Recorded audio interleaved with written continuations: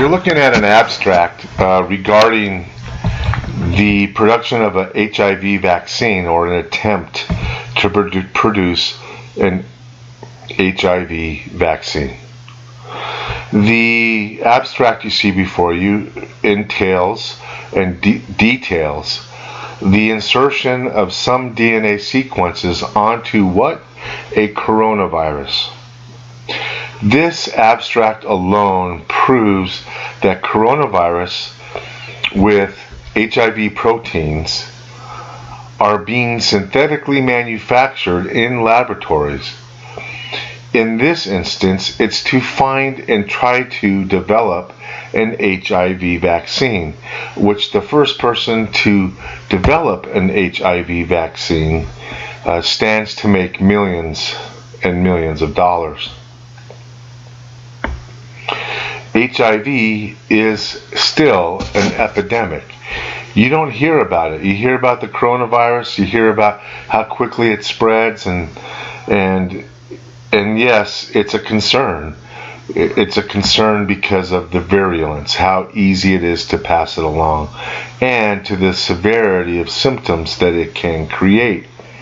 So we think, and so are being reported, but this demonstrates that if the current coronavirus has HIV proteins attached to it, that there's a high likelihood that it's synthetically manufactured, and that it just didn't one day swap out some DNA of its own for the DNA of an HIV virus.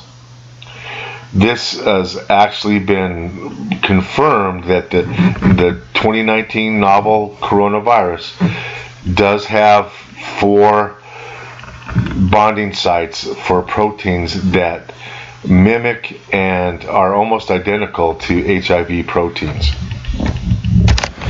And if these proteins had been found in coronaviruses before, it would be no big deal. But this is a new emergence. This is something completely different than we've seen in the human population. But, as you can see, not in the laboratory. The HIV situation is highly underreported, and many people do not understand the severity that we're facing in terms of this infection. Many underdeveloped countries are experiencing pandemic-like numbers. For example, how many people have died from HIV? Worldwide, the number is over 30 million people. Wow. So I found a 2019 fact sheet from UN AIDS, and so it doesn't, some of it only goes through 2018, some of the statistics, but it gives you an idea of how crazy the HIV situation is, and how important it is that you do not let your guard down, especially if you're female. You have to respect and like your body enough to protect yourself from this infection, because the infection rate is twice as high in females as in males. The global HIV/AIDS statistics, the 2019 fact sheet. Here are some of the statistics. As of the beginning of 2019, over 24 million people were accessing antiretroviral therapies. So, can you imagine 25 million people buying a pill, and how much money the pharmaceutical company has to be making on this? 37.9, almost 38 million people globally were living with HIV at the end of 2018. 1.7 million people became newly infected with HIV by the end of 2018. 770,000 people died from AIDS at the end of 2018. So you're talking 770,000 deaths in 2018. So you can understand how since 2004, since the turn of the century, we could lose 30 million people globally to this virus. 75 million people have become infected with HIV since the start of the epidemic. 32 million people minimum have died from AIDS-related illness since the start of the epidemic. And that number goes through the end of 2018 and left out 2019. So you could probably add another 800,000 to that 32 million people fatalities, actually. Add another 770 million to that. 770,000 to that. In 2018, there were 37.9 million people living with HIV. 36.2 million adults. 1.7 million children under the age of 15. 79% of all people living with HIV knew they had HIV. They knew their status. That leaves about 20% that do not. So about 8.1 million people did not know they were living with HIV. So that's a lot of people out there. 8 million people walking around with HIV and don't even know it. And I don't know how they come up with that statistic. I mean, how do you know that somebody has HIV and they don't know? So that 8.1 million probably has a high margin of error. But still, if you're off by 1 or 2 million, you're still talking 5 or 6 million people walking around with HIV that don't know it. At the end of 2019, actually June 2019, about 25 million people were accessing these antiviral therapies. In 2018, 23.3 million people were living with HIV and accessing the antiretroviral therapies. And that's up from 7.7 million in 2010. So you had 7.7 million people on medication. Now we have 23.3 million.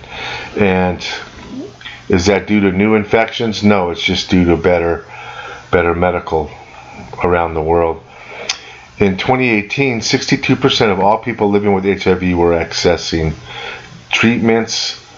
62% of adults aged 15 years and older living with HIV did have access to treatment, as did 54% of children 0 through 14. 68% of female adults aged 15 and older had access to treatments. However, just 55% of male adults 15 years or older had access. So women were getting better access to treatments than men. 82% of pregnant women living with HIV, that's a high number, had access to treatments to prevent transmission to their child. So what about new infections? Well, new HIV infections have been reduced by 40% since its peak in 1997. Of course, there's a delay in fatalities because you have this disease 5-6 years before it can really do some damage in many people.